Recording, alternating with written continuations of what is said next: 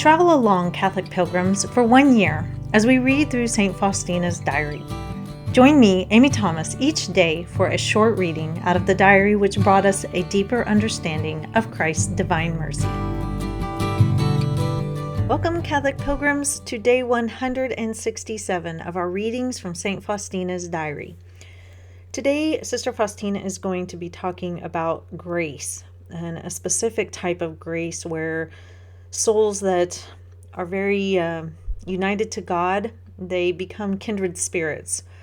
And she goes on to talk about why Christ grants these types of graces where two souls who are very united to God also become very united to each other, and why that is.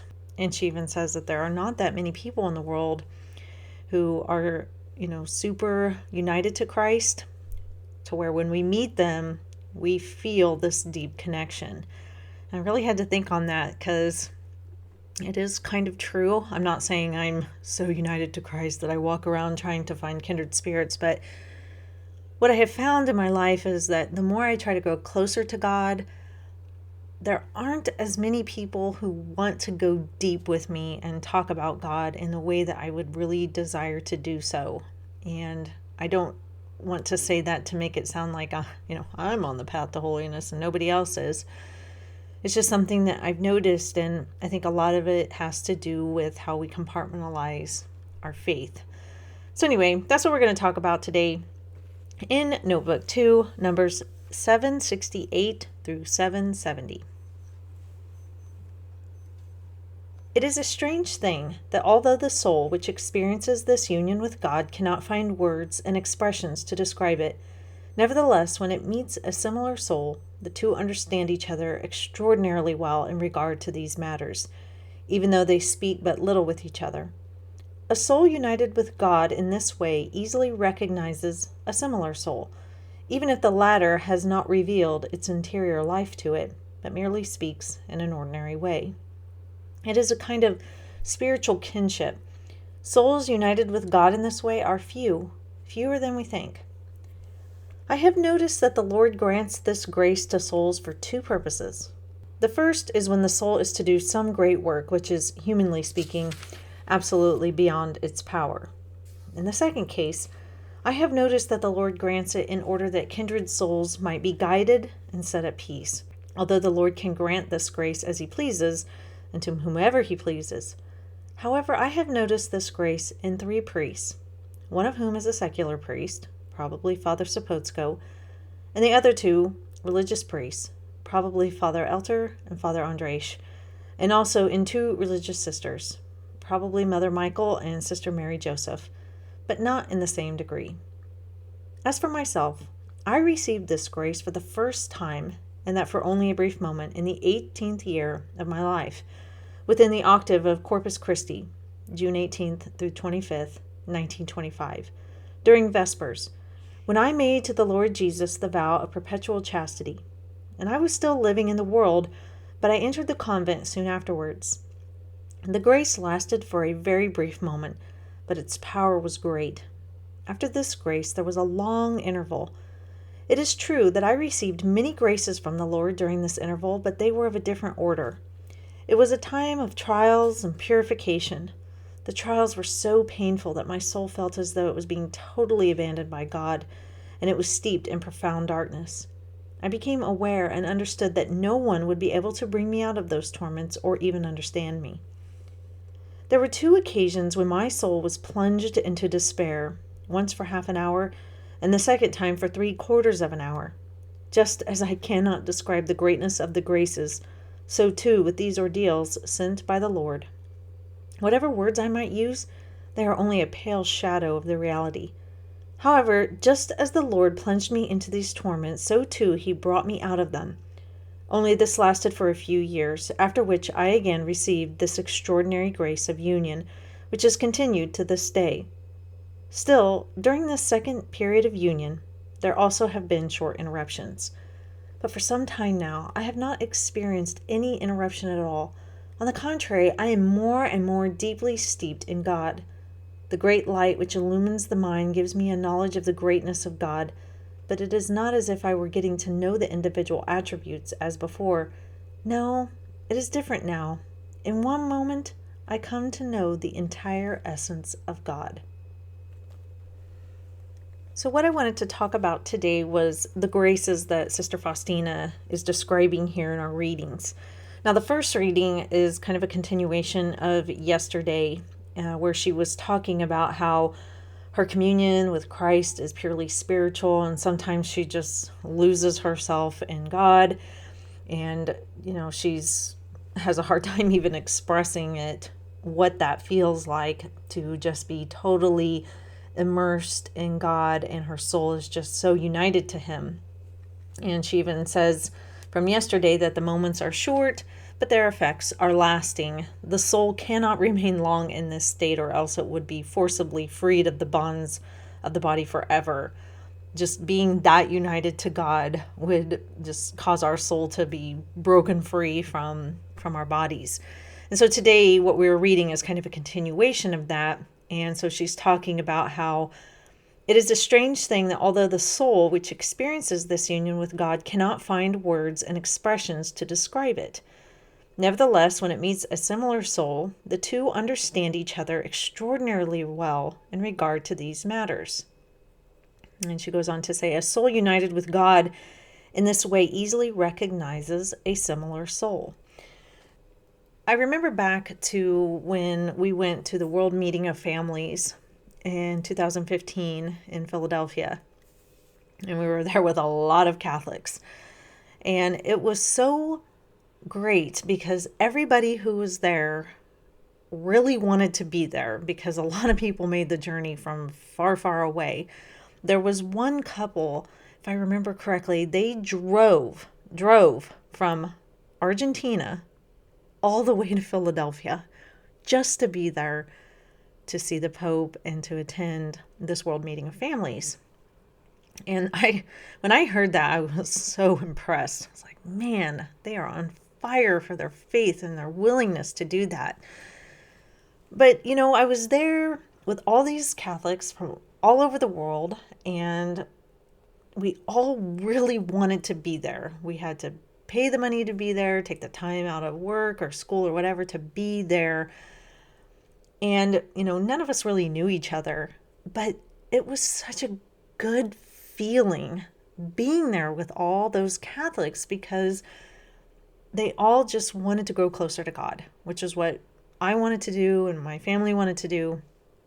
And so there was like this connection, this bond that we had, where it was like, I get you and you get me. And there was this grace that just allowed us to just smile at each other and love each other and just really be so happy to be around each other. It was so wonderful, and it really fed me spiritually, because you go throughout your day and you get into your groove, and as you get into your groove of life, oftentimes you don't come in contact with people who are really on fire, for their faith, or really trying hard to get close to God.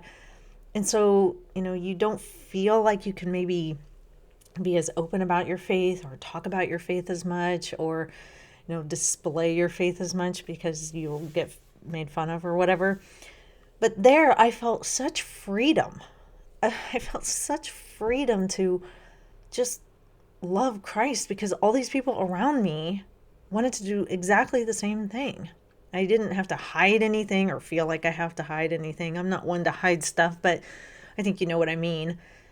But we didn't have to, hide our faith or how we felt. And it was just pure joy all around. And so when she was talking about, this today about, being united with these souls, and souls that, really are united to God, they just kind of get each other, even if you're not talking about spiritual things, just ordinary stuff in life, you just kind of get each other. And so that's just what I felt. And it was great.